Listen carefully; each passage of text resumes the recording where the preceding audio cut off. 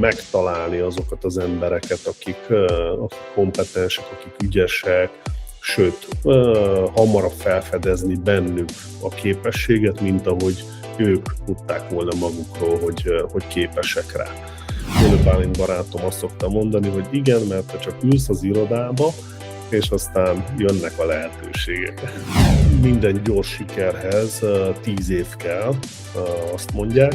Igen, hát ez az első szűrő, hogy aki a másfél órás interjút meghallgatja a cég tulajdonossal, az jelentkezhet. Hozzájutott az információban, szóval. Igen, okay. A titkos információ.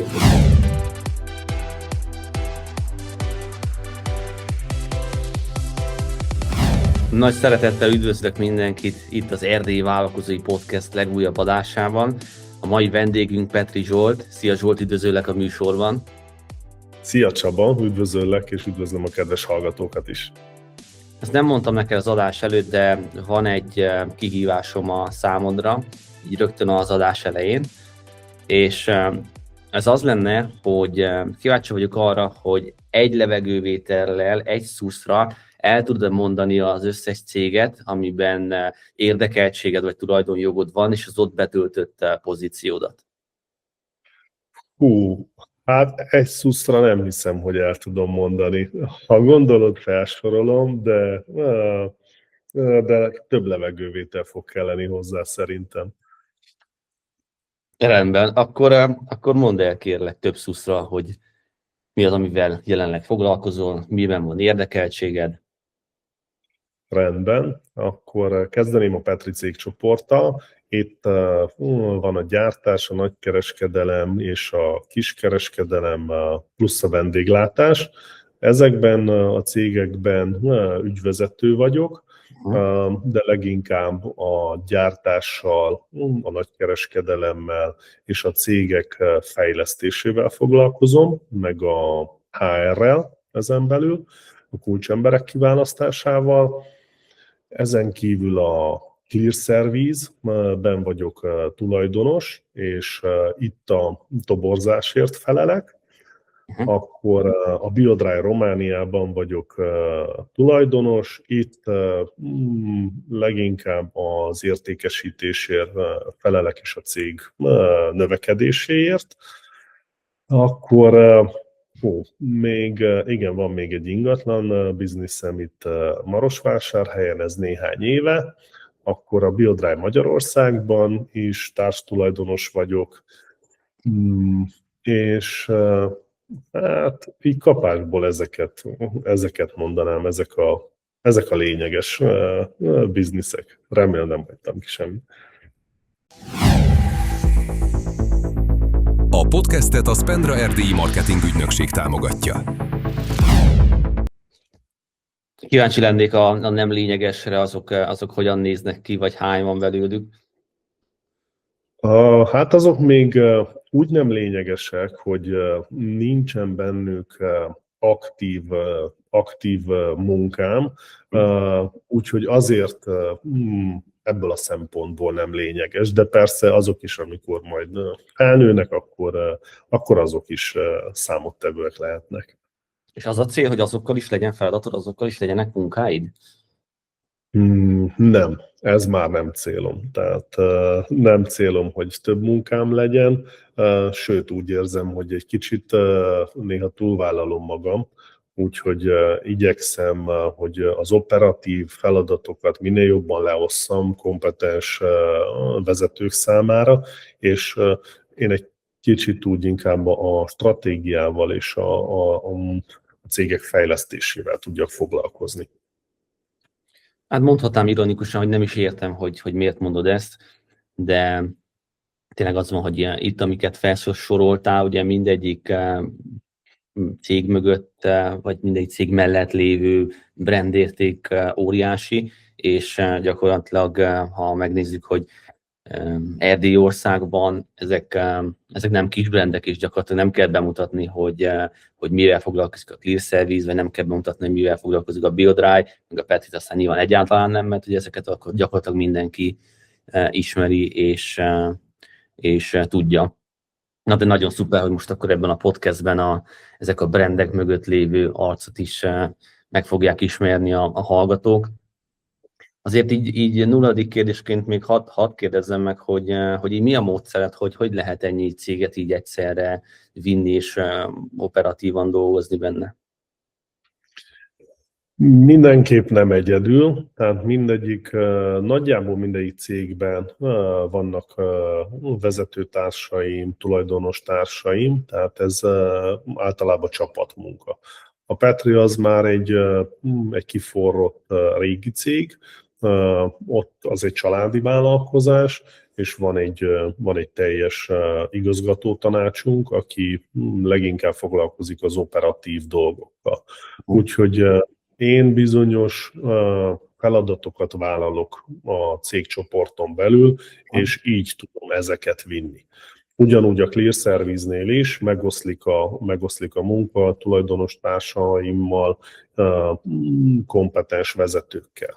Úgyhogy ez mindig csapatmunka. Így lehet ezeket valójában vinni, nem egyedül. Tehát ez nem egy one-man show. Világos. Mondtad, hogy a Petri csoportban is a HR részleget vezeted, illetve ugye tudom, hogy a Clear Service-nél is a HR részleget is viszed, ugye ott volt szerencsénk együtt is dolgozni, és így az a kérdésem, hogy ezek a kezdetétől, tehát hogy már elég korán elkezdted így a HR osztályt vinni, vagy erre így nemrég álltál át, vagy honnan jött neked ez az irány, hogy így a HR-t vigyed a cégeidben? Igen, ez már egy régi szerelmem, mondhatom így, mert én nagyon is szeretem a HR-t. Ugye ez a cégnek a lelke, és meghatározó, hogy milyen embereket vonzol be a céghez, kikkel dolgozol. Én ezt mindig is nagyon szerettem, megtalálni azokat az embereket, akik kompetensek, akik ügyesek, sőt, hamarabb felfedezni bennük a képességet, mint ahogy ők tudták volna magukról, hogy képesek rá. Ha visszamegyünk így az időbe, hogy mikor is kezdtem, talán már az első pillanattól, amikor mi Udvarhelyen a feleségemmel elindítottuk a Petri nagykereskedést, és utána indítottuk a Petri boltot Udvarhely központjába. És akkor már együtt vettük fel az új embereket, az eladókat, a csapatot, mi választottuk az embereket, és szerintem ez már onnan datálódik azokból az időkből. Értem, köszönöm a válaszod. És menjünk akkor egy picit vissza így a legelejére akár, hogy milyen fordulópontok voltak az életedben, vagy milyen események voltak az életedben, amire most így utólag visszatekintve azt látod, hogy ez segített neked abban, hogy vállalkozó legyél, vagy egyáltalán mik voltak így az első akár hivatalos vállalkozások, vagy mik voltak az első úgymond idézőjeles bizniszelések, így sokszor visszaköszön a podcastben, hogy nagyon sok vállalkozó, akár így már az egyetemen, így próbált valamit bizniszelni. Nálad ez hogy néz ki, vagy mi az, amit így ezzel kapcsolatban látsz így a saját életedbe vetítve? Hát az első, ami szerintem jelentősebb, ami említésre méltó, az a főiskola alatt a Petri Nagyker megnyitása Udvarhelyen. A feleségemmel úgy döntöttünk, hogy a gyakorlatias főiskola mellett kéne még valamit csináljunk, tehát ahol kipróbáljuk azt, amit tanulunk.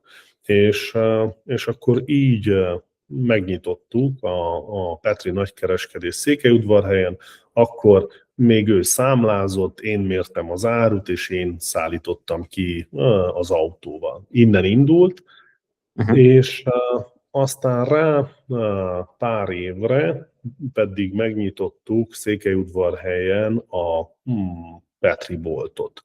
Úgyhogy ez a nagy kereskedés volt, azt hiszem az első vállalkozás, ahol már mondhatom azt, hogy biznisz és vállalkozás volt, ahova már vettünk fel embereket, ahol már piacot építettünk, ahol már reklámoztunk. Tehát innen innen indult ez a vállalkozói életem, mondhatom így. Itt hányról beszélünk, és melyik főiskolára jártál?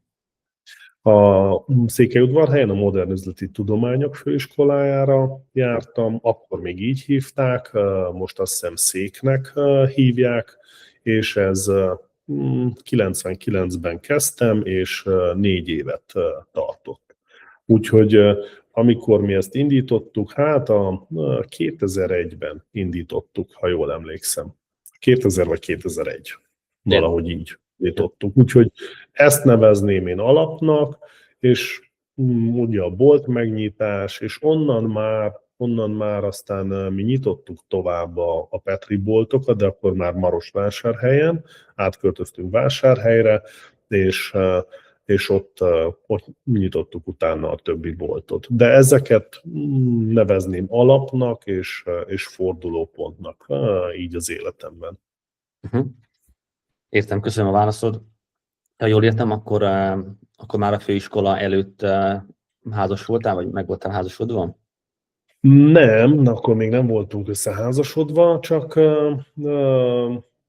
együtt voltunk.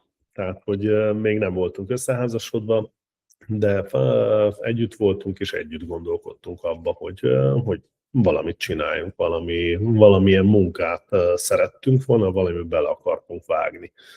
A főiskola adott egy ilyen motivációt. Tehát nagyon gyakorlatias volt, én nagyon szerettem, és így tudtuk kipróbálni magunkat, hiszen marketing management szakirányon voltunk, és itt nagyon jól lehetett a marketinget kipróbálni, vagy bármit, amit gyakorlatban tanultunk.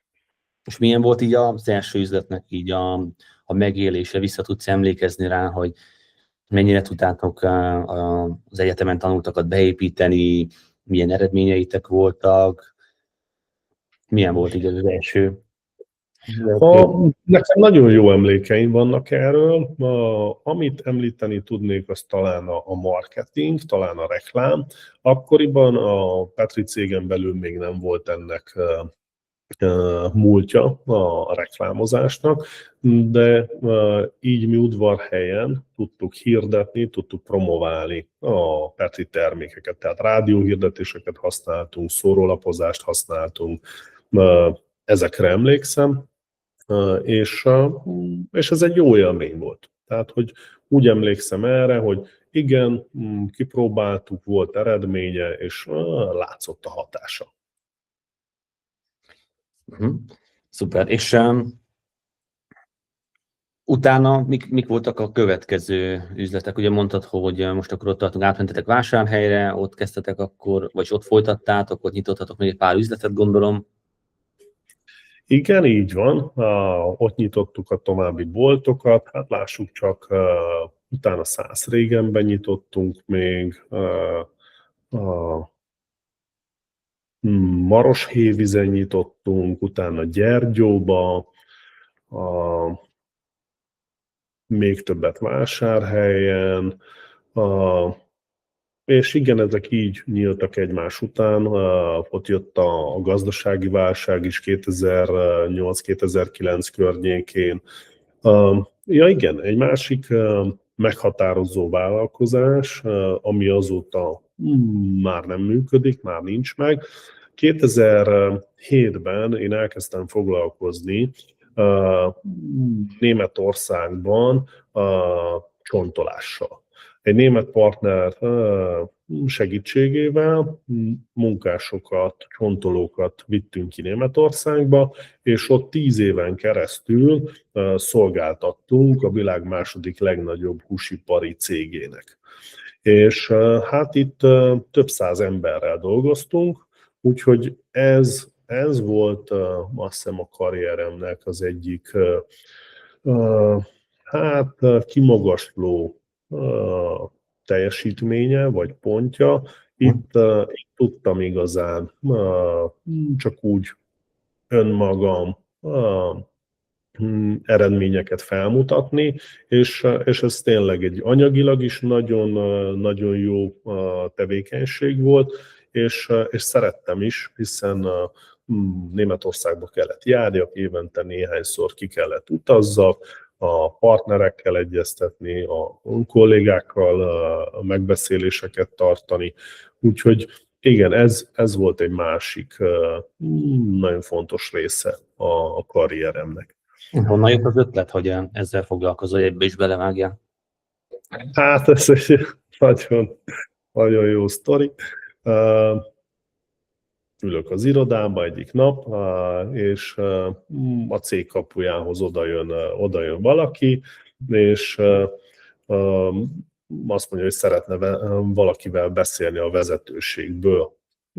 Akkor én fogadtam ezt az illetőt, később ugye ez az illető csoportvezető lett nálunk, de ő jött az ajánlattal, vagy a megkereséssel, hogy romániai partnert keres egy németországi vállalkozó a húsiparból, aki hajlandó lenne csontolókat toborozni, összeválogatni, és utána kivinni Németországba.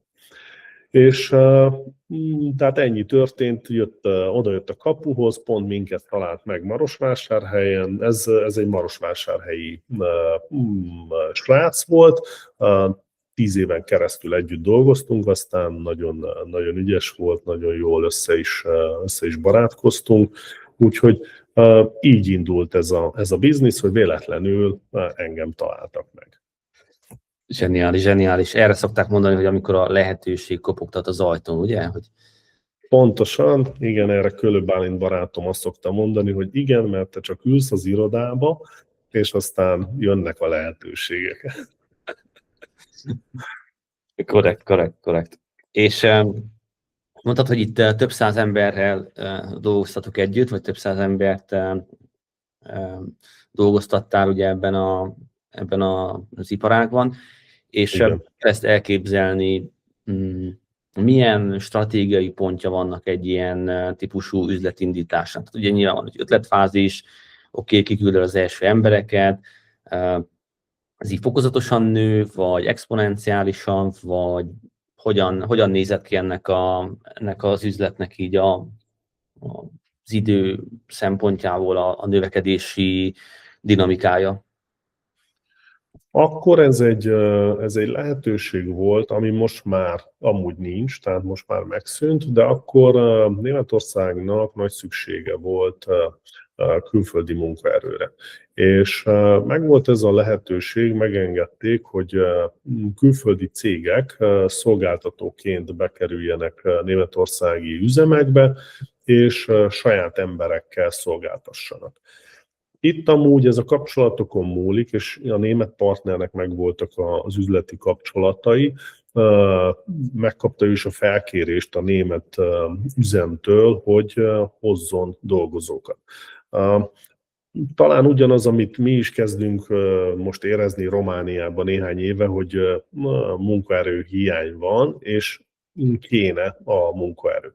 Na ez Németországban megvolt már ezelőtt 20-30 évvel, és erre az igényre épült valójában ez a biznisz. Hiány volt a csontolókból, és akkor a partnernek volt már egy szerződése, mi akkor elkezdtünk toborozni, és elkezdtük kivinni az embereket. Talán 30 emberrel kezdtünk, utána felmentünk 70-re, utána felmentünk 100-ra, 150-re, és ez mindig a szerződéstől függött. A csúcsponton azt hiszem, hogy 3 szerződésünk volt, 3 különböző városban.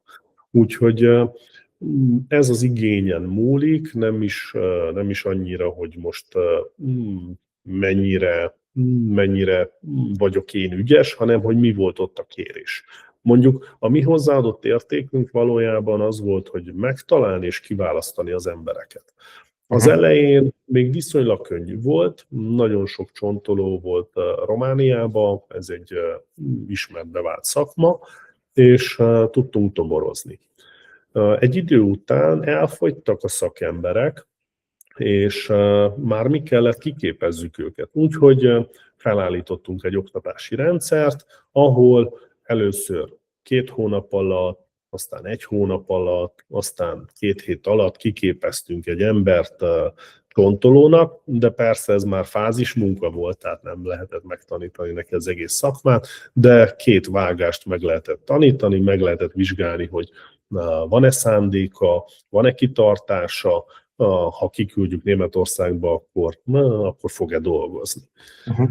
Úgyhogy így alakult ennek a biznisznek a sorsa. Igen. Nem is voltak-e más kihívások vagy nehézségek ebben a vállalkozásban? Persze voltak, hiszen ahol emberekkel dolgozunk, ott mindig vannak komplikációk, voltak benne kihívások, nem volt egyszerű. Én mindig azt mondom, hogy ha egyszerű valami, akkor más is ezt csinálná. Úgyhogy voltak benne kihívások, de szerencsére a csoportvezető kollégák nagyon ügyesek voltak, az itthoni toborzók ügyesek voltak, a német partnerünk is nagyon sok mindent meg tudott oldani, úgyhogy mit tudom én, a szállással voltak kihívások. Egy idő után már nem lehetett szállást kapni a dolgozók számára. Az a vállalkozó volt sikeres, vagy annak volt lehetőség, aki tudott szállást biztosítani a saját emberei számára. Úgyhogy ilyen típusú nehézségeink voltak ezzel a vállalkozással. De szépen üzemelt, jó profitot csinált, úgyhogy tényleg egy jó dolog volt. Sőt, mondhatom, hogy a válság ideje alatt ez a tevékenység húzott ki minket a bajból. Tehát, hogy mikor itthon válság volt, akkor ez a biznisz kint dübörgött. Tehát, hogy pénzügyileg nagyon jól ki tudott minket segíteni ez a válságban. Értem. És hogy kell ezt, vagy hogy vissza tudsz esetleg emlékezni arra, hogy mondjuk így egészen operatívan hogyan nézett ki akkor egy napod, vagy hogyan osztottad be, hogy te ugye közben valójában itthon is egy elég agresszív terjeszkedésben voltál, amennyire értettem, ugye nyitottátok sorra az új üzleteket, és akkor utána pedig neki fogsz egy más típusú vállalkozásnak, ami tűnik nekem, hogy teljesen más, és ahogy így elmondtad, így úgymond gyorsan átfutottunk egy bővített mondatba rajta, de én úgy éreztem, vagy úgy hallottam ki a hangodból, hogy itt rengeteg fejlesztés volt, tehát itt, hogyha lehoztátok a 2 hónapos betanulást 2 hétre, azért az nem kis teljesítmény, és különböző problémákat kellett megoldani, toborozni kellett, hogy egyre nehezebb volt, ki kellett járni Németországba, stb. És hogy nekem így úgy tűnik, hogy ez eléggé aktív időszak volt, nem tudom, erősíts meg, vagy száfolt, de igazából az érdekel, hogy nagyon sokan, akik hallgatják itt ezt a podcastet is, ugye van egy olyan elv, amit szoktak mondani, hogy ne hasonlítsd össze magad egy más személlyel, akinek úgymond az életszakaszában, az életciklusában teljesen máshol van. És ilyen szempontból nekünk, vagy a hallgatóknak, vagy kezdővállalkozó sokszor nehéz ugye ezt így látni. Vissza tudsz emlékezni arra, hogy te ezt így hogyan érted meg, hogy néztek ki a napjaid, mennyit dolgoztál, mennyit nem dolgoztál, mi történt itt veled ebben az időszakban? Ez egy nagyon aktív időszakom volt, és én teljesen kényelmesen, lazán éltem ezt meg. Engem mindig feltölt a pörgés, amikor sok a tevékenység, sok a kihívás. Úgyhogy nekem teljesen jó emlékeim vannak erről. A boltnyitásokkal is, a németországi munkával kapcsolatosan, vagy az üzemben végzett fejlesztési projektekkel kapcsolatosan. Tehát, hogy soha nem volt az érzésem, hogy ez nehéz. Mindig valahogy úgy jött egyik kihívás a másik után, szerintem nem is volt idő ezen gondolkodni. Úgyhogy rossz emlékeim nincsenek is erről, hogy nehéz lett volna. Inkább az, hogy megnyitottunk egy boltot, és annak a megnyitója, és hogy milyen jó érzés volt tényleg látni ott egy boltot, ami az én kezemnek a munkája. vagy hogy Németországba ment ez az üzlet, és láthattam év végén, hogy milyen profitot csinált. Tehát, hogy akkor, amikor az ember kezdő vállalkozó, fiatalabb, akkor szerintem ezek úgy jönnek, és ezek hajtják az embert.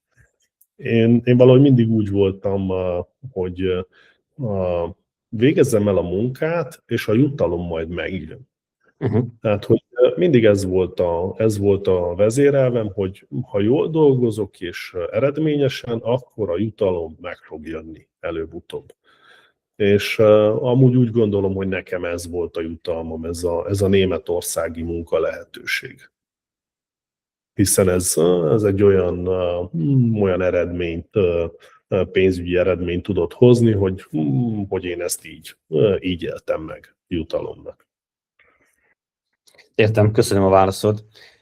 És ugye kicsit tovább menve, ez után érkezett a Clear Service, mint lehetőség, vagy mi volt a pont? Igen, így van. Ezután érkezett a Clear Service.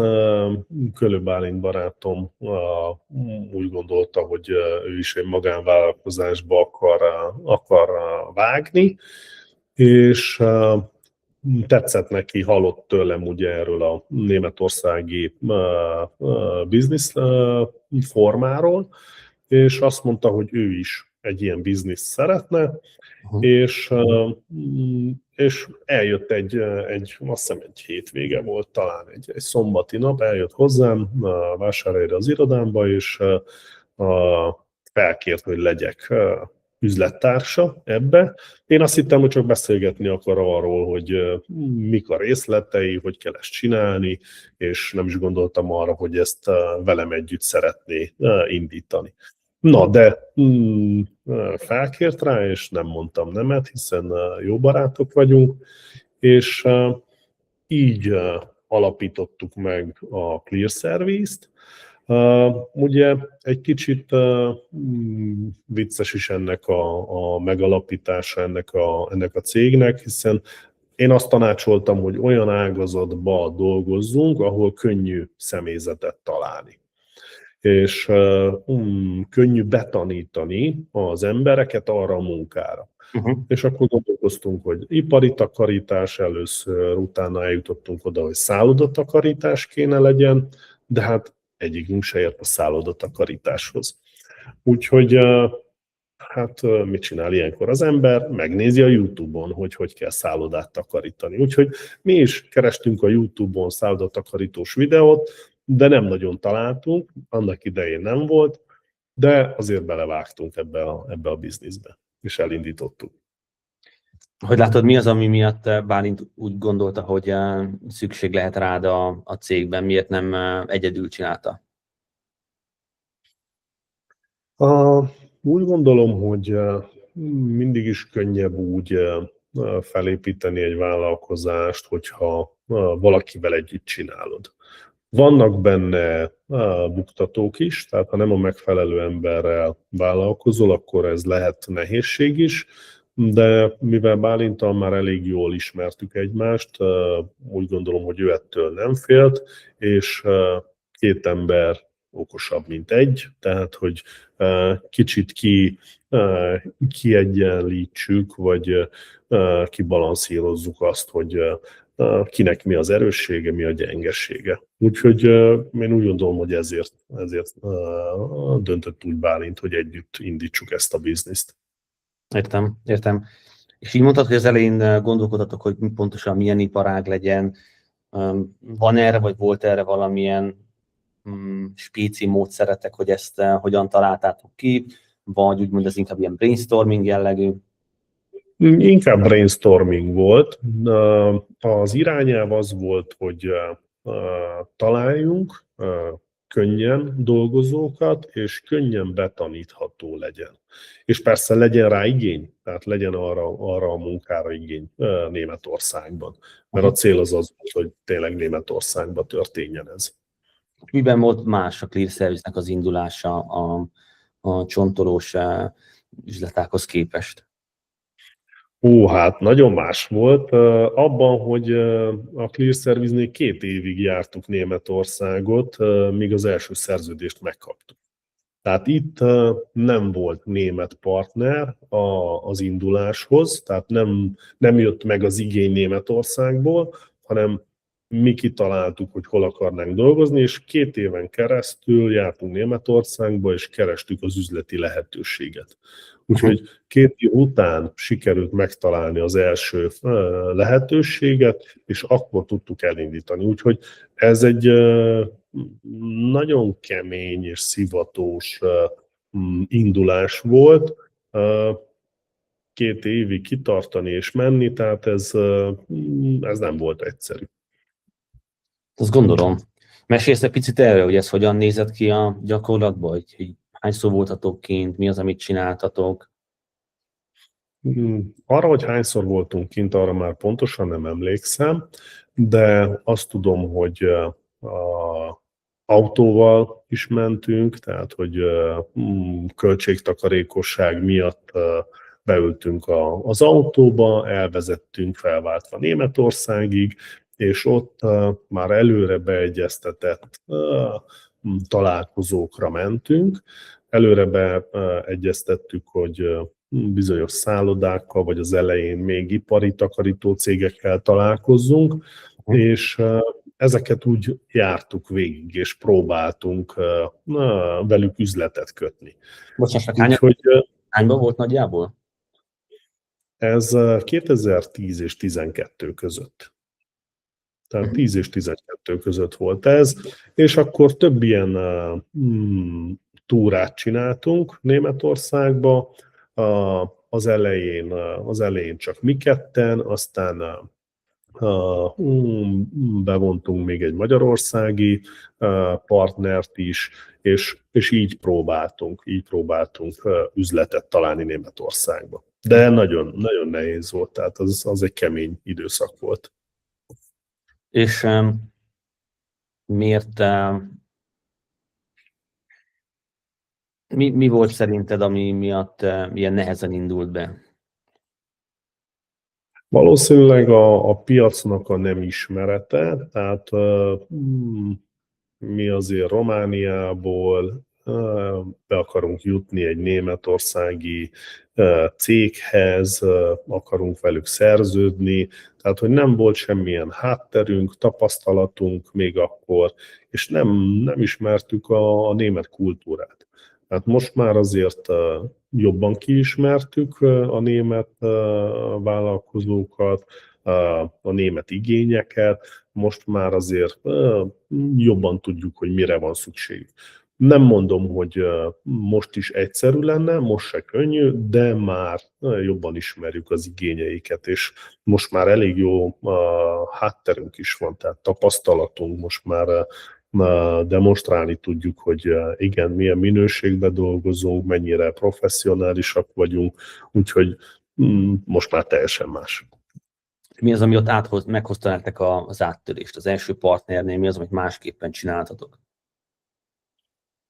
Az első partner végül is egy takarító cég volt, úgyhogy alvállalkozóként tudtunk bekerülni. Ez hozta meg az áttörést. Tehát, hogy alvállalkozóként tudtunk szerződni, nem direktbe kaptunk szerződést német szállodától. Úgyhogy ez hozta meg az áttörést igazából. És utána ezen a nyomon mentetek tovább, és erre fel tudtatok terjeszkedni? Így van. Tehát így mentünk tovább. Ez a partner hozott nekünk további szerződéseket, utána aztán lettek új partnereink, úgyhogy leginkább így tudtunk aztán direktbe is szerezni szállodákat, tehát lett egy üzletkötőnk, aki hozott nekünk még szerződéseket. Úgyhogy így sikerült, de szükség volt az ekte német partnerekre, azért, hogy mi tényleg ott labdába tudjunk rúgni. Mondtad volt korábban, hogy egy magyar partnert is bevettetek rá, miért volt szükség? Azért, mert ezt a tevékenységet, tehát az építőipar, a takarítás az építőiparhoz tartozik. És az építőiparban a kiküldetést Magyarország engedélyezte elég jól és szabályzottan, úgyhogy nekünk Magyarországon kellett valójában céget alapítani. És ehhez találtunk egy magyarországi takarítócéget, akinek már volt nagy múltja és háttere, és akkor így őt is bevettük a bizniszbe, tehát ő is üzlettársunk lett. Akkor ott már ti kopogtattatok az ő lehetőség ajtaján. Így van, pontosan, így van, így történt. És mesélj picit kérlek arról is, hogy honnan volt bennetek kitartás, hogy ez az ötlet mellett 2 évig nyomjátok úgymond eredmény nélkül, illetve hogy látod, hogy ugye nagyon sokan azt mondják, hogy egy üzletág, hogyha nem megy, akkor érdemes abba hagyni és más dolgot csinálni, hogy hol van ebbe a határ, vagy van ebbe határ, hogy látod te ezt? Hát ez egy nagyon jó kérdés. Nem tudom, hogy meg lehet-e határozni egy határt, hogy mikor kell valamiről lemondani, és valami újat keresni helyette. Ez lehet egy csapda is, tehát lehet az is, hogy túl sokáig nyomsz valamit, aminek aztán 5 év múlva se lesz eredménye. Talán az tartotta bennünk a lelket, hogy ez, ha beindul, akkor ez egy sikeres vállalkozás lehet, tehát hogy olyan jó anyagi hozama lehet, amiért érdemes kitartani. Úgyhogy szerintem ez volt, ami meghatározó volt. Voltak amúgy hullámvölgyek, tehát volt, amikor Bálint volt aktívabb, volt, amikor ő elfáradt, és én tartottam benne a lelket, aztán megint fordítva, tehát szerintem még ez lehet a partnerségnek az egyik lényeges része, hogy amikor az egyik belefárad a dolgokba, akkor a másik tudja motiválni. Úgyhogy ez így haladt, így történt, hogy nem adtuk fel. Uh-huh. Úgy tűnik, hogy nagyon szinergikus volt így a kapcsolatotok Bálinttal, meg így, amit elmondta az alapján, így a korábbi üzlettársakkal is, meg ugye akár a feleségeddel is. Vannak-e, vagy látsz nehézségeket abban, hogyha mással dolgozol együtt? Igen, persze. Tehát ha nem talál a cél, ha nem talál a gondolkodásmód, akkor igen, vannak nehézségek, és ez akadály is tud lenni. Tehát, hogyha valaki nem tud akkorát álmodni, mint te, akkor ott az limitálja a bizniszt. Úgyhogy itt nagyon, nagyon fontos, hogy kivel tudsz együtt dolgozni. Tehát pláne egy kezdő vállalkozóknál ez egy lényeges dolog, de nagyon sok példát látunk arra, hogy egyetem alatt pár diáktárs közösen alapít céget, és aztán egy sikeres cég lesz belőle. Úgyhogy ha a szinergia megvan, és talán még a nagyvonalúság az, ami lényeges ebben az együttműködésben, ha 2 vagy több ember együtt dolgozik, nagyvonalúnak kell lenni. Mert különben, ha felmerül egy probléma, egy nehézség, akkor az meg is állíthatja a bizniszt. Úgyhogy kell tudni kompromisszumot kötni, elengedni dolgokat, és szépen tovább menni, tovább gördülni a nehézségeken. Értem, köszönöm a válaszod. A Clean Service kapcsán még egy pár gondolatot, hogy milyen fordulópontokat láttál még ebben a bizniszben? A podcastet a Spendra Erdélyi Marketing Ügynökség támogatja. Hát sok fordulópont volt, úgy gondolom, tehát minden gyors sikerhez 10 év kell, azt mondják, úgyhogy itt is így volt, tehát itt is el kellett teljen 10 év ahhoz, hogy megjöjjön az igazi siker. mindig voltak nehézségek, mindig tanultunk valamit, minden év hozott valami újat, és volt benne rengeteg kihívás. Tehát ezt nem úgy kell elképzelni, hogy egy csapásra ez egy szuper biznisz lett, mint a mészárosokkal. Itt végig kellett menni, meg kellett tanulni a dolgokat, nem volt ez mindig anyagilag annyira prosperáló, sőt az elején fenn kellett tartani, finanszírozni kellett a működést. Úgyhogy voltak olyan időszakok, amikor az üzlettársam Bálint és a felesége Csenge kiköltöztek Németországba, ott kellett legyenek, hogy induljon a biznisz, tehát a kontrollt ott kellett tartsák, utána hazaköltöztek Németországból, akkor volt szükségünk ugye komolyabb csoportvezetőkre, tehát úgy mindig hozott valamit ez a biznisz, mindig volt benne kihívás, vagy aztán becsődölt valamelyik partner, nem fizettek ki, nem volt elég emberünk, tehát hogy rengeteg kihívás van ebben a bizniszben is, ugyanúgy, mint minden másban. Ha csak egy dolgot mondhatnál, amit így a Clear Service-nek köszönhetően megtanultál, a vállalkozásokról, az üzleti életről, vagy egyáltalán, akkor mi lenne az, ami azt mondta, hogy oké, ezt a Clear Service-hez húzom, mint stigula, hogy oké, ezt itt tanultam meg, és ez egy nagyon fontos dolog az életemben. Talán az, amit a barátom szokott mondani, a nagy vonalúság. Tehát, hogy ez kell a bizniszhez.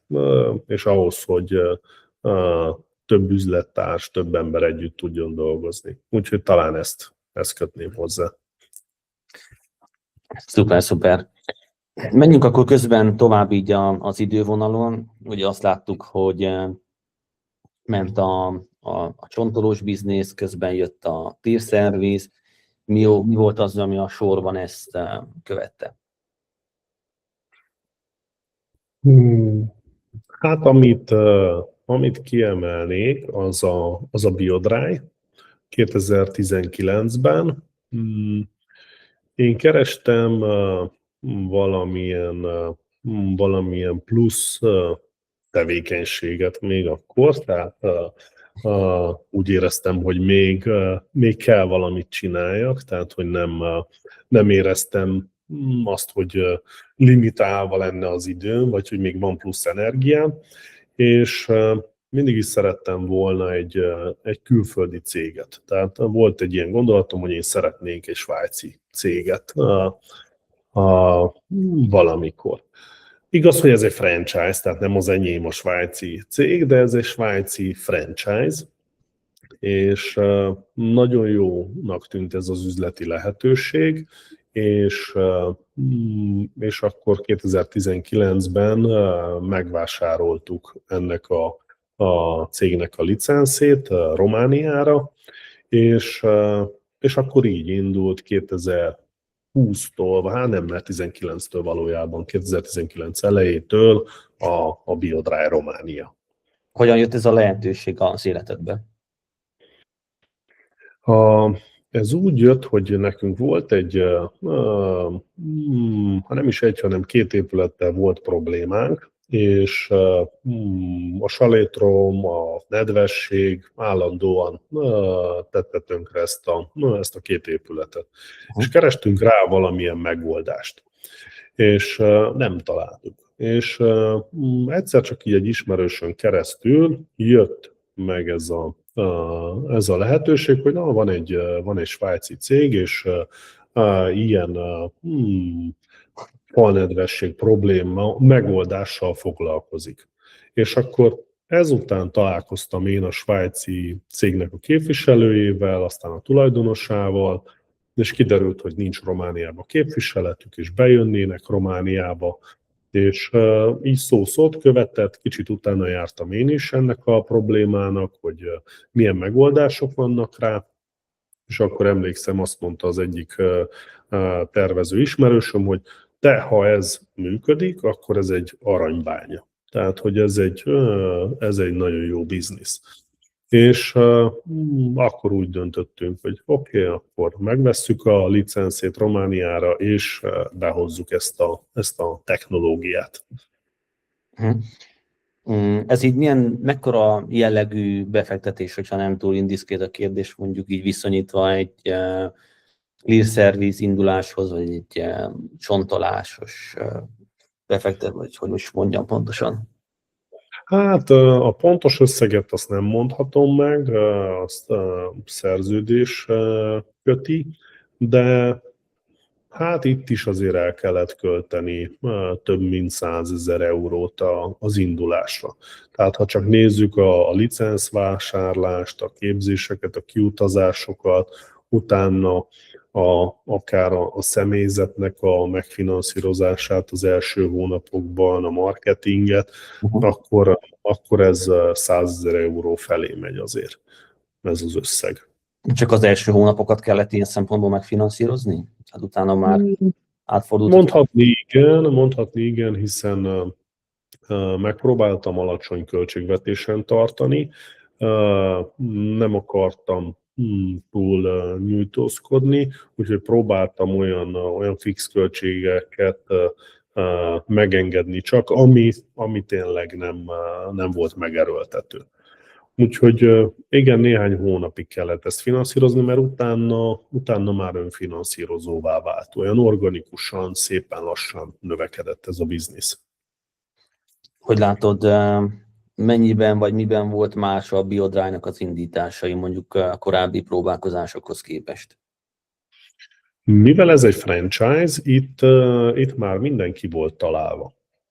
És ez tetszett amúgy ebbe a bizniszbe, hogy nem én kellett kitaláljam a különböző dolgokat, hanem megtanítottak, felkészítettek rá, elmondták, hogy kell indítani, mit kell csinálni. Úgyhogy ez nekem nagyon tetszett ebbe a bizniszbe.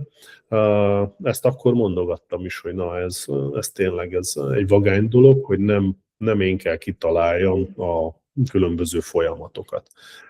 És tényleg le volt írva a sales folyamat, a marketing tevékenység, tehát mindenki volt találva, úgyhogy ennyivel könnyebb azért egy franchise-t indítani, mint egy olyan tevékenységet, amit te kell kitaláljál és összerakjál.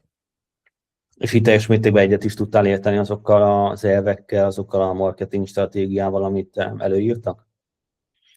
Igen, én elfogadtam ezeket, nem akartam okosabb lenni, hogy na majd mi itt keleten jobban tudjuk, hogy kell ezt csinálni.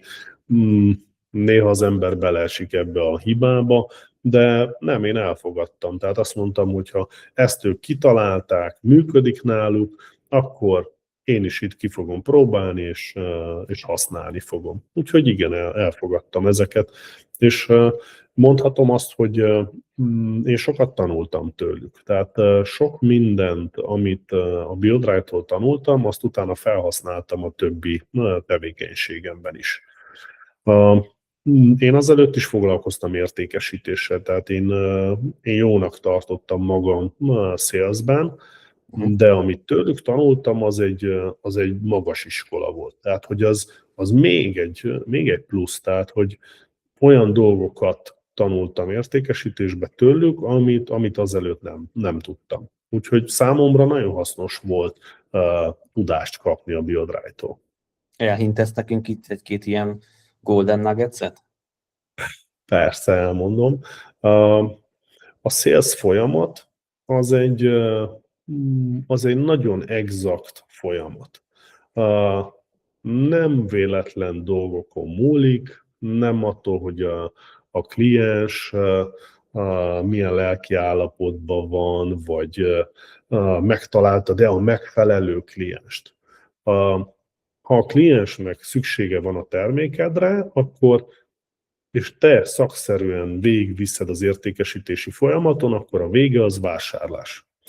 Ha nem vásárol a végén, akkor azt jelenti, hogy valahol elhibáztad a folyamatot. És ez a te hibád, mint értékesítő. Ezért meg kell találni, hol hibáztál, visszamész arra a pontra, és onnan korrigálod a folyamatot. És így tudatában vagy annak, hogy az eredmény az rajtad múlik, és tudod, hogy mik a lépések, amiket meg kell tegyél.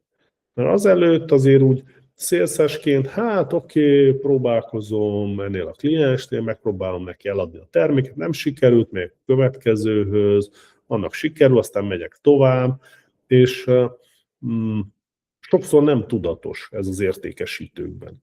És itt vált számomra tisztává a kép, hogy ez egy nagyon exakt folyamat. Tehát olyan, mint egy matematikai képlet, ha valahol elrontottad, akkor nem jön ki az eredmény. És ez adott egy nagyon nagy tisztánlátást az értékesítés terén, és megkönnyítette azt a dolgot, hogy tovább tudjam ezt adni a további értékesítőknek. Úgyhogy ezt említeném. Van esetleg olyan pont, amit így ebben a folyamatban kiemelni, hogy leggyakoribb kategóriájú hiba? Igen, például az interjú, a klienssel való interjú. Azt, hogy megtudni a kliensnek a nézőpontját, a problémáit, tehát hogy nagyon alaposan felmérni azt, hogy a kliensnek milyen problémája van, és mire van igénye. Tehát ez egy nagyon gyakori hiba, az értékesítő oda megy a klienshez, és megpróbálja lenyomni a torkán a terméket. De ha azelőtt nem készült fel a kliensből, nem beszélt vele, nem kérdezte meg először az igényeit, a preferenciáit, a félelmeit, eddigi próbálkozásait, akkor honnan tudhatom én, hogy az én termékem jó lesz neki?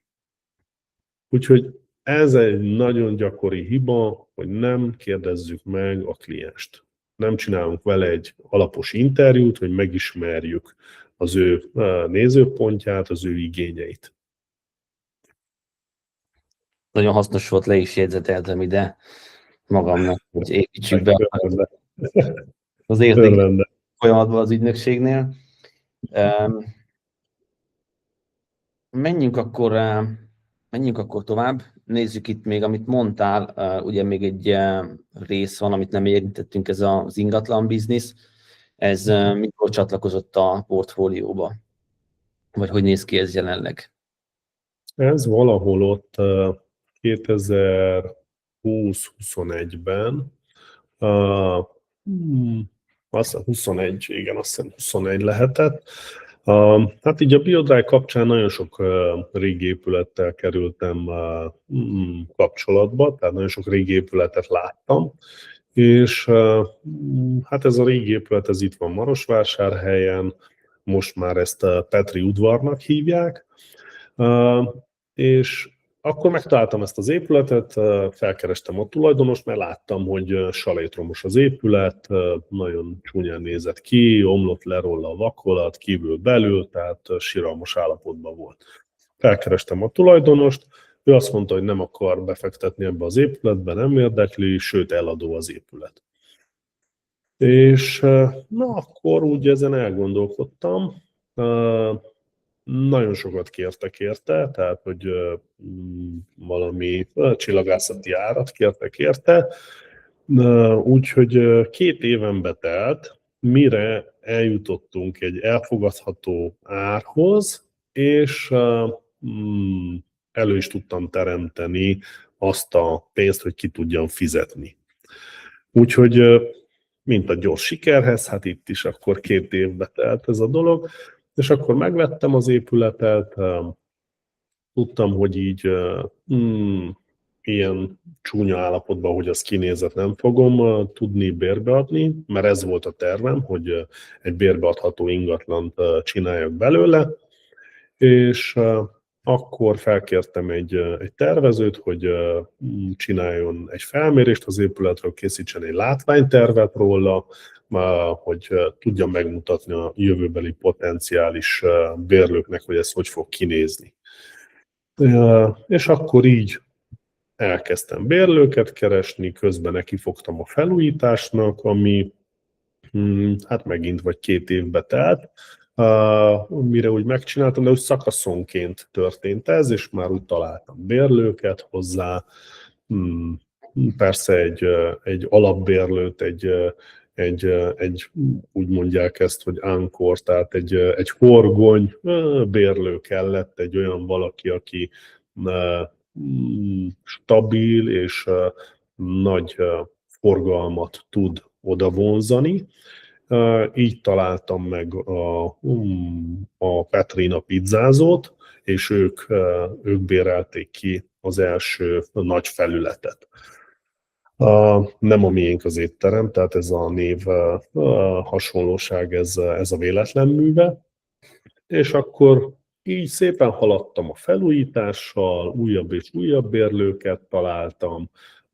Ja igen, és volt még egy másik gondolatom benne, hogy az udvart, mivel ez egy jó alakú épület, na és van egy belső udvara, a belső udvart nagyon szépre terveztettem egy designer barátommal, olyanra, hogy aki azt meglátja, az oda akarjon jönni. Tehát, hogy potenciális bérlő, ha meglátja, hogy milyen az udvar, van parkoló, van egy kis park a közepén, szép világítás, akkor azt mondja, hogy na, én itt akarok egy bizniszt. És akkor így haladtam ezzel szépen, és most már mondhatom, hogy 90%-ban fel vannak újítva, a helységek ki vannak adva bérbe, és szépen ketyeg ez a biznisz. Szuper, szuper. És milyen más side projektek voltak így a Petri mellett? Mi az, ami még volt? Hát side projektek, először nem is azt mondom, hogy side projektek, hanem fontos projektek, mint például a Petri Bistro. Azt 2017-ben indítottuk. Az volt az első éttermünk. Az is egy fontos projekt volt, mondjuk leginkább a feleségemnek, meg a sógornőmnek vitte a figyelmét és az idejét, hiszen ők foglalkoztak vele, de az is egy fontos biznisz volt. Utána elindítottuk a Petri Urban Grillt, amit hát most 3 év után kiköltöztettünk Kelementelkére. És az idén szeptemberben indítottuk el Kelementelkén a Poé by Petri éttermet. Úgyhogy ez is még egy ilyen, hát side businessnek nem mondanám, de fontos aktivitásunk. Akkor időközben még foglalkoztunk hús importálással Magyarországról, tanyasi csirkét importáltunk, vagy importálunk Magyarországról, akkor a Clear Service-ben kifejlesztettük a HK Managert, ez ugye egy szoftver, egy tableten futó szoftver, ami monitorizálja a dolgozóknak a munkáját, itt osztjuk ki nekik az aznapi feladatokat, ez méri a munkavégzésüket. Ebből is közben egy side business lett, ezt már nevezhetem annak, hiszen ez egy szoftver, és ezt Magyarországon kezdtük el értékesíteni néhány éve, mint szoftver. És akkor talán ezeket említeném így. Igen. Értem, akkor egy picit kanyarodjunk vissza így a fővonalra, ami ugye a Petri, hogy ott mi történt eközben? Ugye most elég sokat beszélgettünk a többi, hogy ott minden rendben volt, szépen nőtt, gondolom, semmilyen kihívás nem volt. Hát ezt így nem mondanám. Rengeteg kihívás volt ott is, de igen, szépen növekedtünk, tehát azért az volt az alapbiznisz, szépen növekedtek az üzletek, uniós projekteket vittem még véghez a cégen belül, tehát volt 2004-ben, 2008-ban, 2018-ban egy üzemfejlesztési projektet, csináltunk, ahol gépeket vettünk, modernizáltunk, vagy hozzáépítettünk az épülethez. Új piacot indítottunk, tehát ez egy másik nagy kihívásunk volt, de most nem ugrik be az év, hogy mikor, amikor a feleségemmel nekivágtunk a kolozsvári piacnak. Akkor tényleg olyan 1-2 éven keresztül nagyon sokat utaztunk Kolozsvárra, ameddig megnyitottuk az első 3 boltunkat. És na, az volt még egy nagy mérföldkő szerintem a Petri életében, mert addig Marosvásárhelyen környékén és Hargita megyében nyitottunk pár boltot. De ez a kolozsvári piacra lépés, ez egy nagyobb falat volt, ott kellett lenni, elég sokat személyesen, úgyhogy ez még egy fontos mérföldkő a Petri. A kolozsvári piac, mint egy vásárhelyi, vagy Hargita megyei, vagy mi más? Igen, másabb mondhatom a vásárlóközönség szempontjából is, és a dolgozók szempontjából is. Tehát személyzeti szempontból sokkal több volt a kihívás. Nehezebb olyan jó minőségű, megfelelő, ügyes kollégákat kapni, mint például Marosvásárhelyen vagy Udvarhelyen. Mi a véleményed arról, hogy mennyire könnyű vagy mennyire nehéz családtagokkal együtt dolgozni, mondjuk akár a feleségedre gondolva? Sokaknak az a véleményük, hogy nem annyira szeretik ezt, mert hogy így teljesen összemosódik a munka és a magánélet, és ugye akkor mindig az ember hazaviszi a munkát, vagy akár otthon folytatja. De ezt hogy látod, vagy nektek ez hogy működik? Igen, ez igaz, tehát az ember így hazaviszi a munkát, és sokszor otthon is a céges dolgokról beszélünk, viszont ez lehet egy előny is, mert akkor más környezetben kicsit nyugodtabban meg tudunk beszélni dolgokat. De amit én a legjobban szeretek ebbe, az a közös tervezés és a közös gondolkodás. Szerintem mi a feleségemmel ezért tudunk jól együtt dolgozni, mert közösen tudunk tervezni. Közösen álmodjuk a jövőt, elgondoljuk azt, hogy mit szeretnénk elérni, mit kéne megvalósítani, és akkor erről tudunk beszélgetni. És ehhez nem elég csak a munkahelyen találkozni, hiszen azért a nagy gondolatok nem a napi rutin között születik, hanem ehhez jó elutazni, egy hétvégére valahova kirándulni, és akkor ott egy kicsit álmodozni. Látunk ott valamit, és akkor de jó lenne ezt otthon is megcsinálni, és mi volna, hogyha így fejlesztenénk a céget, vagy bevinnénk bizonyos dolgokat, amiket akár külföldön látunk. Úgyhogy szerintem ez a nagyon nagy előnye az együtt dolgozásnak. Persze vannak hátrányai is, negatívumai, tehát nem mindig értünk mi egyet, azért szoktunk vitázni bizonyos dolgokon, és ez szerintem valahogy természetes, a velejárója, de utána mindig valahogy megegyezünk, megkerül a közös nevező, és megyünk tovább.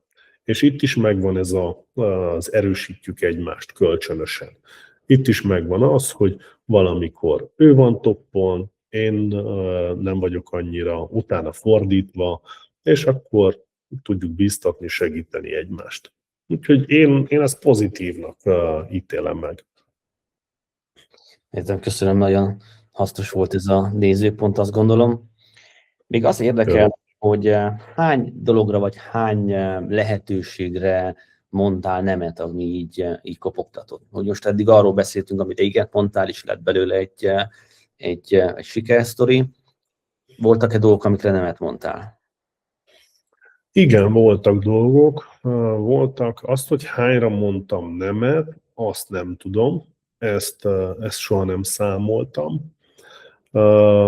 De igen, voltak dolgok, amikor már láttam, hogy nincs nekem erre időm, hogy még egy bizniszt felfuttassak, még egy terméket behozzak Romániába. Tehát, hogy nem tudom ezt számszerűsíteni, hogy hányszor mondtam nemet. De azt tudom, hogy most, amikor csinálom az év kiértékelőmet, és terveztem a jövő évemet, akkor ott leírtam, hogy jövőre nemet mondok minden új bizniszre, és nem fogok semmi újba belevágni. De így mégis így nagyságrendileg mi az a kategória, amiből lett mondjuk 5 igen, hogy 10-ből, 50-ből, 150-ből, így nagyon nagyságrendileg mi lehet a sarokszám? Hogy hányból lett igen? Igen. Hát, most várjál, lássam, hogy pontosan értem, hogy hányra mondtam igent, vagy hány lehetőséget kaptam eddig, amiből ezeket kiválasztottam. Inkább az a kérdés, hogy hányat kaptál, vagy hány jött be az életedbe, és akkor azokból választod ki. Nagyságrendileg hány jött be az életedbe, amiből választottál? Hát nem tudom, szerintem egy olyan 20 körül mondanám. Tehát, hogy fogalmam sincs különben, de így ha satszolni kéne, akkor én olyan 20-at mondanék. 20 lehetőség. Ami úgy reális lehet. Igen. Igen, amúgy szerintem ez egy fontos dolog, mert végül is, ugye, hogyha lefordítjuk, akkor valójában 20 dologgal aktívan gondolkodtál, hogy ebbe érdemes-e, vagy nem érdemes-e belevágni, és akkor azok közül választottad ki az, ami bizonyos szempontok szerint érdemes volt, és akkor azzal kezdtél el aktívan dolgozni.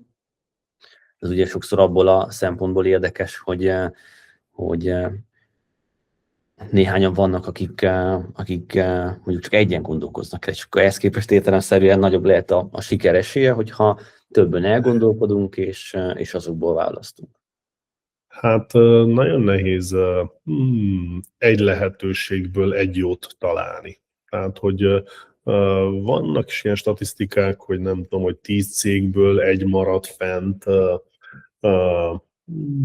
10 év után. Tehát, hogy nehéz megtalálni úgy a jó lehetőséget, ha csak egy lehetőséged van.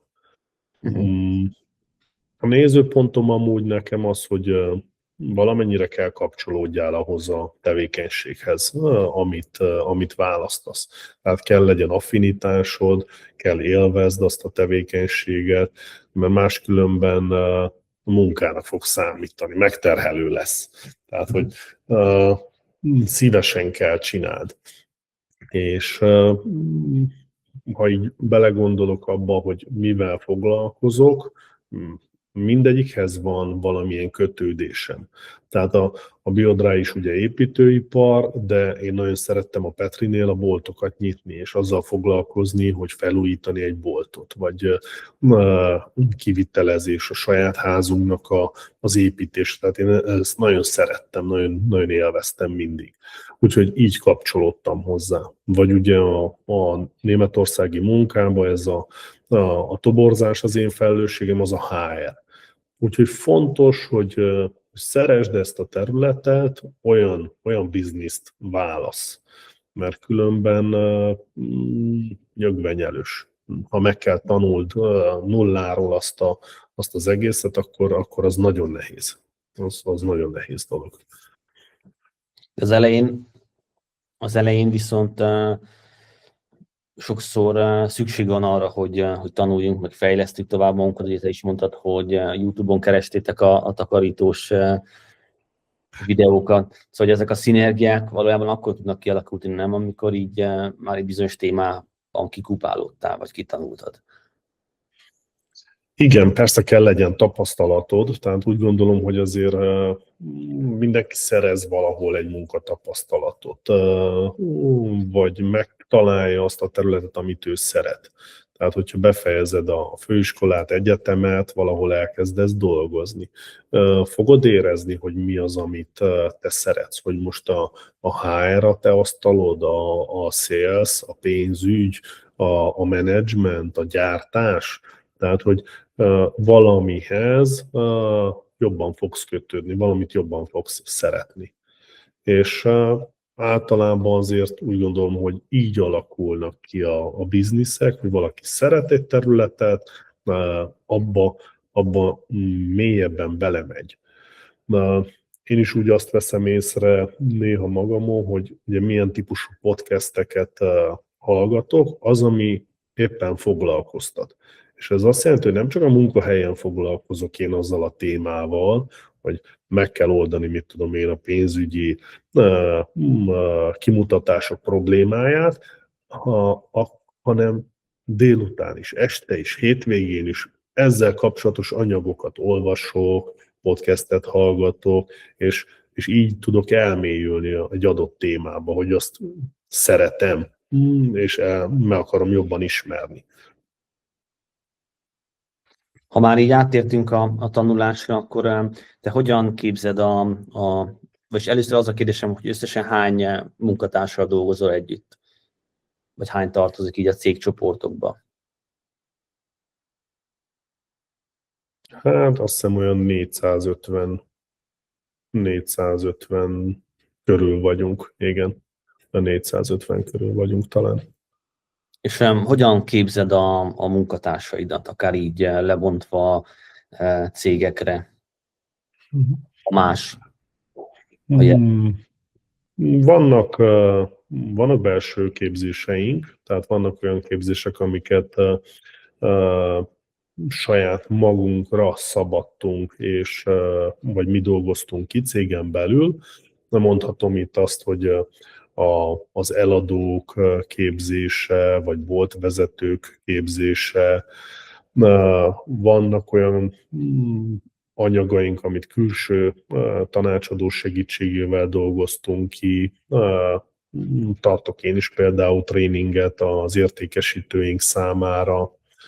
Akkor van olyan képzés, ahova meghívunk egy külső szakértőt, és ő tart egy-két napos tréninget. Most például a legutolsó, az a Petrinél volt, a generáció management tréning. Úgyhogy ez is egy metódus. Akkor a Clear Service-nél ugye van egy 5 napos takarítói képzésünk, ahol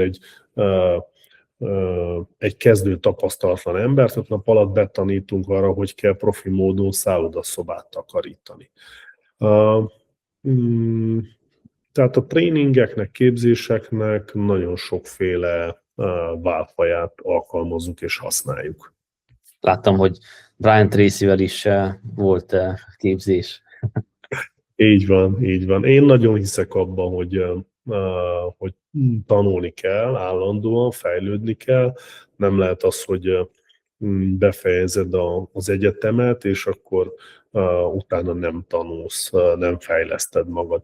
Tehát a világ halad, fejlődik, ha te azzal a tudással maradsz, amivel kijöttél az iskolapadból, akkor előbb-utóbb lemaradtál. És ha mint cégvezető nem képzed magad, nem fektetsz erre hangsúlyt, akkor valójában a kollégáiddal tolsz ki, hiszen egy olyan cégbe fognak dolgozni, ahol egy képzetlen vezető kezében van a kormány. És ez soha nem jó. Munkatársak szempontjából tudsz esetleg mondani valami olyan sarokszámot, hogy nagyságrendileg a te meglátásod, vagy cégvezetési nézőpontod szerint hány órát kell, vagy kellene tanuljon egy munkavállaló, mondjuk egy héten, vagy egy hónapban? Azt tudom, hogy az igazgató tanácsban dolgozók számára tűztünk ki, azt hiszem egy 30 órát éves szinten. Tehát ez egy kötelező mennyiség, amin részt kell vegyen valamilyen képzésen. Lehet ez online kurzus, lehet ez egy live tréning, de valamilyen tréningen, képzésen részt kell vegyen. Vagy gyakorlati tapasztalásba, valahol máshol, egy másik cégnél. Úgyhogy ez van leszögezve. Akkor amit még kitűztünk nekik, az, hogy évente 2 könyvet el kell olvassanak a saját területükről. Tehát a saját szakterületükről 2 könyvet el kell olvassanak, és kell hozzanak ebből olyan tapasztalást, olyan tudást, amit be is építenek a működésbe. Úgyhogy ezek vannak leszögezve, leírva, de azon kívül szoktunk még képzéseket, tréningeket szervezni. Ezek nincsenek leírva számukra, hogy ennyi a kötelező. De mit tudom én, betettünk olyat, hogy amit említettem az ügynökök számára az értékesítési képzés, akkor amit legutoljára tartottam több kollégának, az az alkuképzés, és ilyen típusú képzéseket azért úgy beteszünk évközben, többet is. Értem. És ehhez képest mi az, mennyit tanulsz te például, vagy hogyan képzeld önmagad? Hát, ha órába kéne mondani, hát szerintem egy olyan 1 hónapot egy évből, tehát annyi elmegy tanulással. Olvasok, tanfolyamokon vagy tréningeken veszek részt, podcasteket, hanganyagokat hallgatok, és talán ezek. Tehát ezek a fő technikák, amiket én használok. Mondasz egy pár könyvet vagy tréninget, ami ilyen szempontból meghatározó volt a számodra, hogy úgy érzed, hogy sokat adott? Igen, amit kiemelnék például Balogh Petyának az AI-ról szóló tréningje, az adott egy új nézőpontot. Tényleg mostanában ugye az AI az egy nagy kihívás, és úgy gondolom cégvezetőként legalább annyival tisztába kell legyünk, hogy mik a lehetőségek. Ha nem is mi fogunk AI-t használni a programozáshoz, de tudjuk azt, hogy a cégen belül melyik területeken tudjuk ezt minél jobban hasznosítani. Úgyhogy ezt kiemelném, az egy nagyon jó tréning volt, és tényleg jó nézőpontot, jó szemléletet adott. Akkor könyvnek pedig, ami nagyon tetszett így az utolsók közül, a pénz pszichológiája című könyv. Nagyon sok hasznos tanács volt benne, úgyhogy azt bátran ajánlom a hallgatók számára. Köszönjük szépen az ajánlásokat. Így mondtad az előbb, hogy így nagyságrendileg 450-500 munkatársal dolgozol együtt. Hogy látod, hogy fel tudsz idézni pár viselkedésbeli vagy gondolkodásbeli különbséget mondjuk a között, amikor 10-20-50 embert irányítottál, a között, amikor mondjuk ez felnőtt ilyen 200-300 főre, és a jelenlegi állapot között. Mi az, amiben te kellett változzál, mint vezető? A vezetőként én úgy érzem, hogy az, hogy mivel foglalom el magam, mennyire veszek részt az operatív feladatokba, az kellett változzon. Tehát amikor már ilyen sok ember dolgozik alattad, akkor nem szabad belemenni a részletekbe, nem szabad mikromanagernek lenni, nem szabad operatív dolgokkal sokat foglalkozni. Itt már ilyenkor ki kell alakuljon egy középvezetői réteg, és ezekkel az emberekkel kell foglalkozni. Tehát stratégiával kell foglalkozni, és a cég formálásával és a vezetők megtalálásával kell foglalkozni. Úgyhogy ez vezetett egy változáshoz, amin jelenleg is dolgozok, hiszen még mindig vannak operatív feladataim, nem vagyok még ott a célnál, ahova szeretnék eljutni. Még mindig vannak olyan napjaim, amit szétszednek az operatív és egyéb vezetői feladataim, úgyhogy ezen én még most is dolgozok jelenleg, hogy tudjak tényleg csak felsővezetőként dolgozni, és az operatív dolgokat hagyjam azok számára, akik ezt jól, magas minőségben el tudják végezni helyettem. Kicsit kibontod azt, kérlek, hogy a felsővezetői feladatok, vagy ügyvezetői feladatok, ez úgymond, ugye ezek nem operatív feladatok, de operatívan hogyan néz ki ez a tevékenység? Persze. Tehát ez úgy néz ki, hogy a vezetőkkel, például nézzük a Petri igazgató tanácsát, ezekkel a vezetőkkel leülök beszélgetni. Persze ez nem csak egy ilyen beszélgetünk, hogy teljen az idő, hanem az ő területükről. Oké, hogy haladtok, milyenek a számok, mi történt az elmúlt időszakban, hogy haladtok a cél felé, milyen nehézségek vannak, mit tudtatok megoldani. És ezek a beszélgetések, ezek a megbeszélések, amik a legfontosabbak ebben a munkakörben. Olyan kell legyek, mint egy mentor ezeknek az embereknek.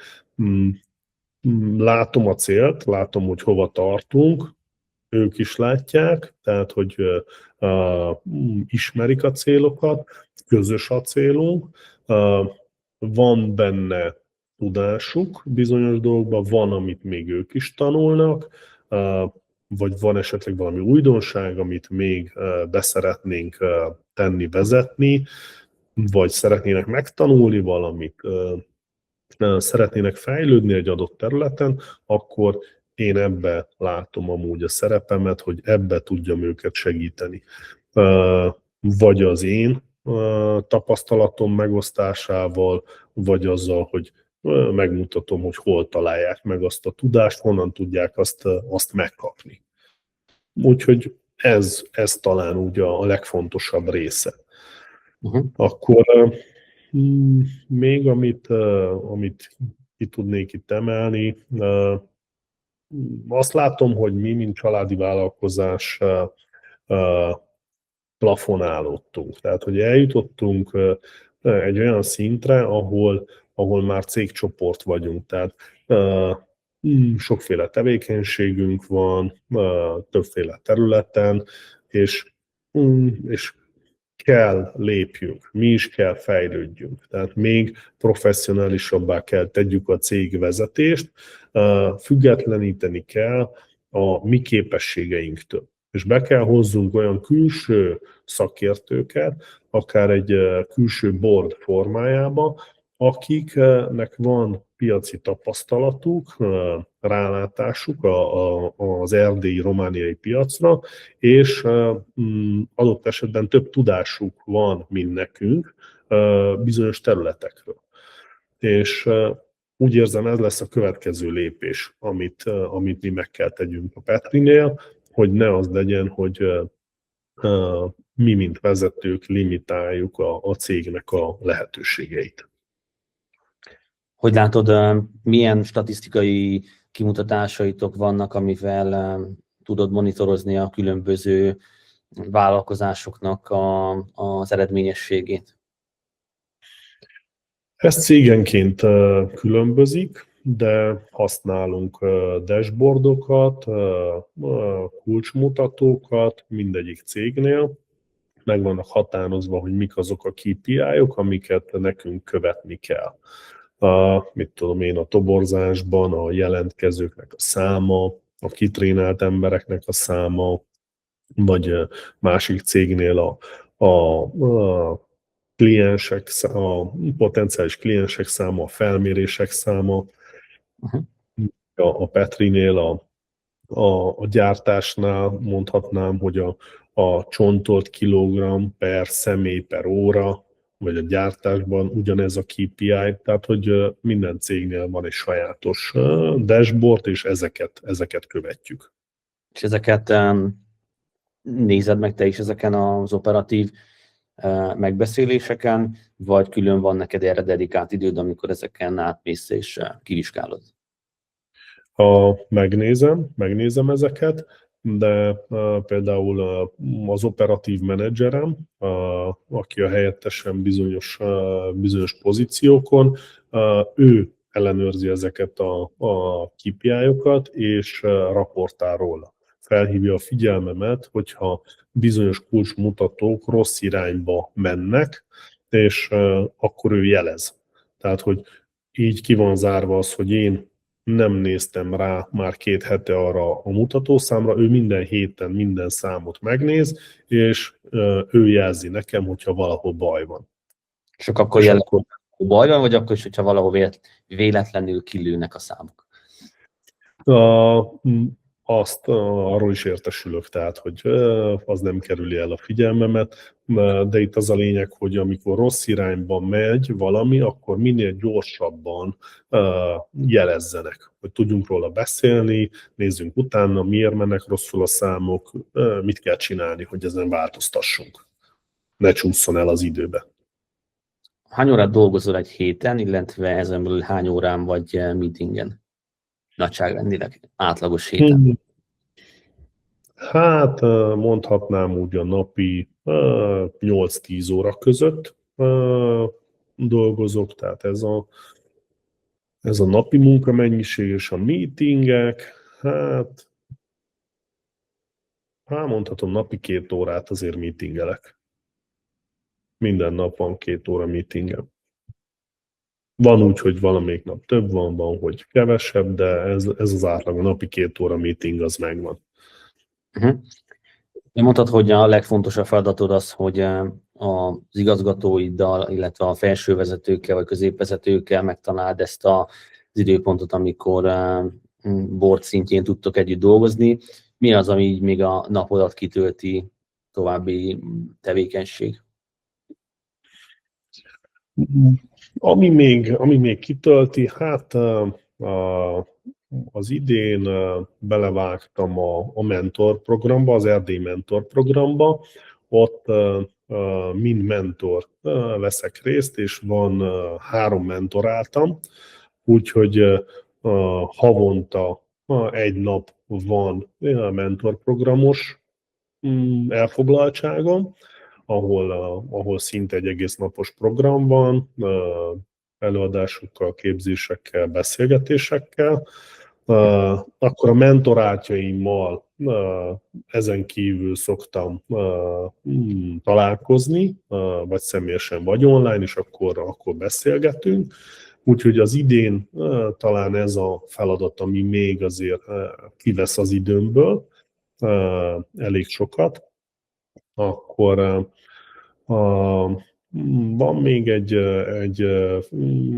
üzleti klubunk, néhány kolozsvári üzletemberrel és Erdély különböző részeiről vagyunk benne egy páron. Ez is havonta egy fél napot igénybe vesz. Akkor azon kívül még svájciakkal való megbeszélés, ez ami még egy program, és az üzemfejlesztés, ami most aktuális, a Petrinél egy újabb pályázatot kezdtünk el, az üzemet fogjuk bővíteni, hozzáépítünk 2000 négyzetmétert, modernizáljuk a régi gyártási épületet, és új gépeket is vásárolunk. Úgyhogy ez egy másik dolog, ami most még viszi úgy az időmet és a figyelmemet. Értem. Egy picit most már így az adásnak a vége fele szeretnék átkalandozni egy másik típusú kérdéskörre. Mesélj egy kicsit kérlek arról, hogy hogy látod a karriered során, mi volt az abszolút legnagyobb sikered? Vagy van egy olyan siker, amit így ki tudsz emelni, hogy na, ez volt az én legkiemelkedőbb eredményem? Ez egy jó kérdés, hogy mit tartok a legkiemelkedőbbnek. Én inkább úgy vagyok vele, hogy több dolog is jó volt a karrierem során.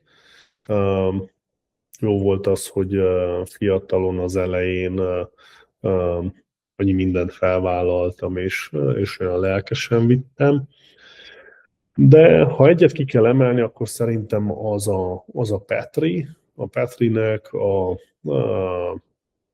felfejlesztése, amiben persze nem egyedül vettem részt, hanem másokkal együtt csináltuk, de úgy gondolom, hogy nagyon nagy részem volt benne, hogy a Petri eljusson oda, ahol most van. Úgyhogy ezt emelném ki.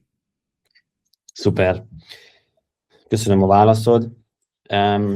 Most lesz még 2 kudarccal kapcsolatos kérdés. Az egyik az az, hogy melyik volt, amit azt mondanád, hogy a kedvenc kudarcod, mi az, ami ilyen szempontból kudarc volt, de tanultál belőle, és ezért elvált a kedvenceddé. Hát kedvenc, nem tudom, hogy a kudarcból van-e kedvenc, de igen, amit említenék, az például a struc vágás. Egy adott időben megkeresett valaki, hogy nem vágnánk strucot. És akkor mi megtanultunk strucvágást, csontozást, mert nem volt itt Erdélyben ilyen, de a piaci körülmények miatt olcsóbb lett Afrikából behozni, és aztán ez a piac padlót fogott. Úgyhogy ezt mondanám kudarcnak, mert foglalkoztunk vele, csak egy idő után már nem volt értelme. Úgyhogy ott azt tanultam ebből, hogy többször kell nemet mondani. Tehát, hogy ha jön valaki nagyon lelkesen, hogy fú, ezt meg kéne csinálni, és fú, milyen jó, és akkor egy kicsit azt úgy jobban át kell gondolni. Kapcsolódott ugye a tevékenységünk, aztán úgy valamennyire tudtunk hozzá kapcsolódni, de fölösleges körök voltak. Tehát, hogy ha nem csináltam volna, akkor több időm lett volna esetleg másra. Úgyhogy Motorozni, vagy más munkára. Belőle, hogy nem kell mindenre igent mondani. Értem, köszönöm. És ezzel kapcsolatban még egy kérdés, hogy mi volt amire úgy tekintesz vissza, mint a leges legnehezebb időszak a cégben. Ezt mi okozta, hogyan lendültél át rajta? Fel tudsz esetleg idézni egy ilyen dolgot, amilyen nagyon nehéznek tekintettél?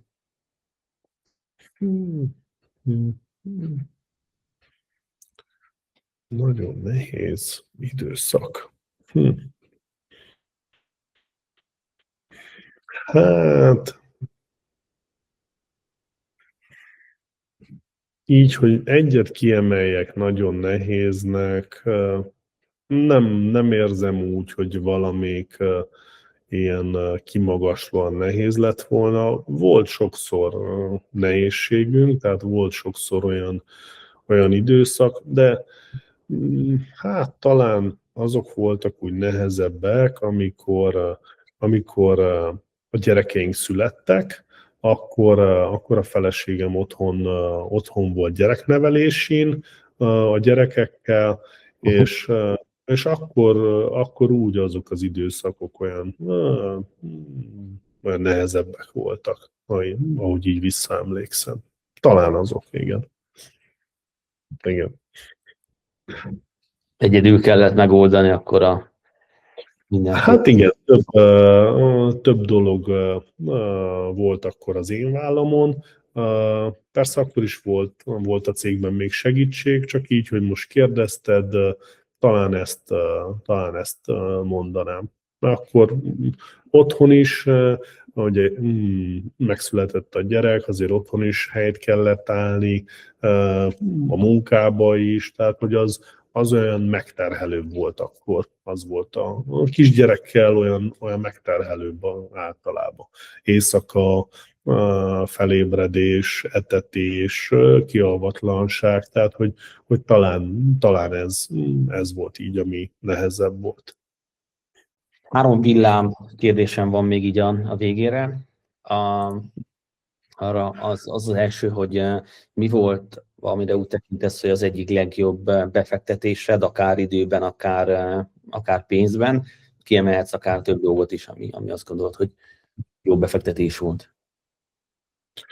Hát, ha így befektetésről beszélünk, akkor a Clear Service és az ingatlan biznisz és a BioDry. Tehát, hogy ezek mind jó befektetések voltak. Van esetleg valami olyan, amit így felhoznál, amilyen kisebb jellegű vagy típusú befektetés?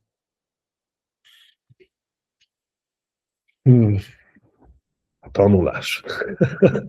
Tehát, hogy tanulok, és a tanfolyamok. Tehát ezek kisebb jellegű befektetések, a különböző tanfolyamok. Azok mindig hasznosak. Tehát azt nagyon hasznosnak tartom. És hiszek is ebben, hogy kell erre költeni. Tehát, hogy képezzük magunkat, tanuljunk, abba kell pénzt költeni. Mi így a terved a jövőre nézve? Hol szeretnél lenni mondjuk egy 3-5 éven belül? 3-5 éven belül szeretnék teljesen kivonulni az operatív feladatokból. Szeretném azt, hogy minden cégemnek az élén olyan vezető vagy vezetők legyenek, akik önállóak, tudatosak, tehát felelősséget vállalnak a tevékenységért, és nélkülem viszik és fejlesztik, növelik a cégeket. És én ezt pedig stratégiailag szeretném felülről koordinálni. Ez a célom 3-5 éven belül. És 20 éven belül? Hol szeretnél lenni 20 év múlva? Nincsenek ilyen vágyaim, hogy a tengerparton süttessem a hasamat. Nem hiszek abba, hogy egy aktív vállalkozó képes arra, hogy teljesen visszavonuljon a munkától. Szerintem megbolondulnék, hogyha nem kéne valamit csináljak, hogy valami járjon az agyam. De már nem tervezek most újabb vállalkozást, hogy új dolgokkal foglalkozzak, inkább a mostaniakat szeretném úgy látni, hogy szépen növekednek, van egy szakszerű, szakmai vezetése a cégeknek, ez egy cégcsoportba áll össze, és munkát tud biztosítani akár a gyermekeim számára, de nem kötelesség, hogy ezt csinálják. Tehát, hogy a bizniszek működjenek, fejlődjenek, és ha akarnak benne dolgozni, akkor ők dolgozhassanak benne valamilyen pozíción, és én ezt csak úgy felülről nézzem és élvezzem, és hozzak be esetleg olyan fejlesztési javaslatokat, amik aztán tovább tudják növelni a cégeket. Kb. Így képzelem el magam 20 év múlva. Kívánok neked abszolút sok sikert ahhoz, hogy ezt tényleg meg is tud valósítani, és minden úgy legyen, ahogy abszolút elképzelted.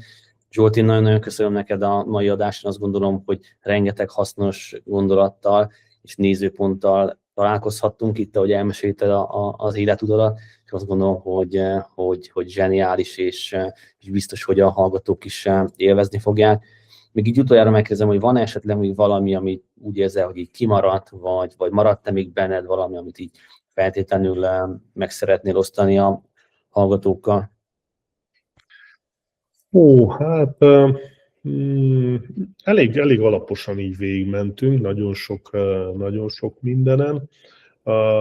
Így egy gondolatom van, így ahogy kérdezted a sikereket és a kudarcokat, nekem van egy nézőpontom ezekkel kapcsolatosan, és pedig az, hogy Én hiszem azt, hogy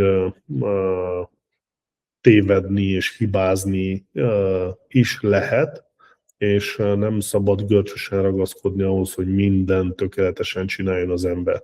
Tehát ez hozzátartozik a vállalkozói élethez, bírjuk és szeretjük a kockázatot, ezt vállaljuk, és van, amikor rosszul döntünk, hibázunk, de ez a velejárója. A lényeg az, hogy többször döntsünk jól, és hogy azok elég sikert hozzanak, akár anyagilag is, hogy a rossz döntéseinket ki tudják kompenzálni.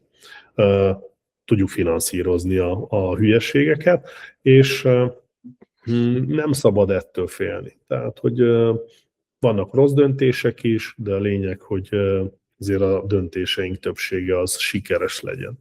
Úgyhogy én még így ezt tenném hozzá kiegészítésnek.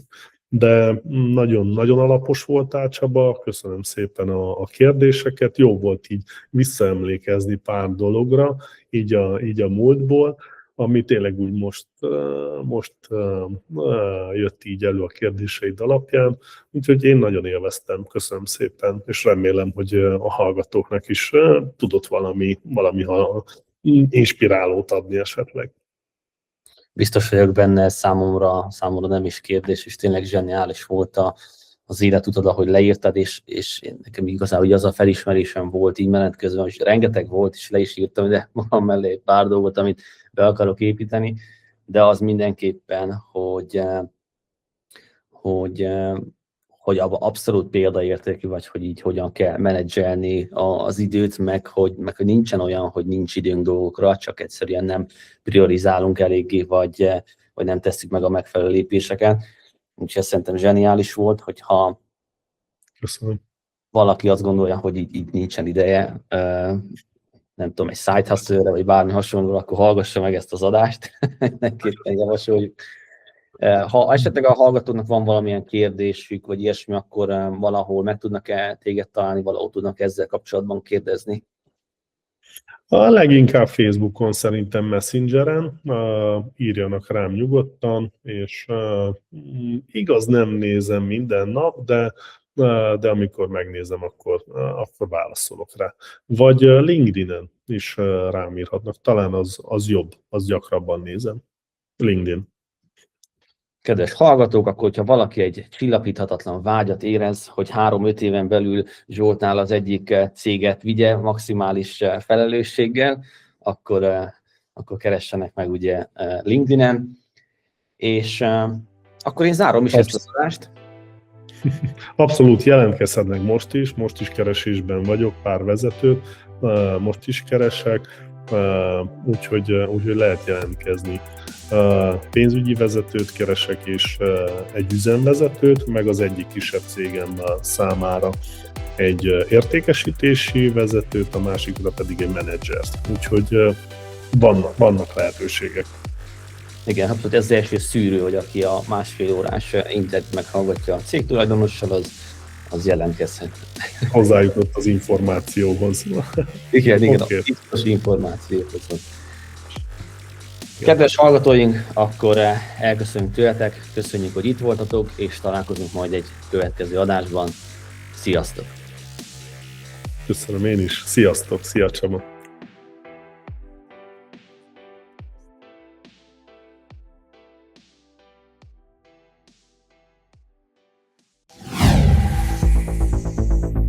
A podcastet a Spendra Erdélyi Marketing Ügynökség támogatja.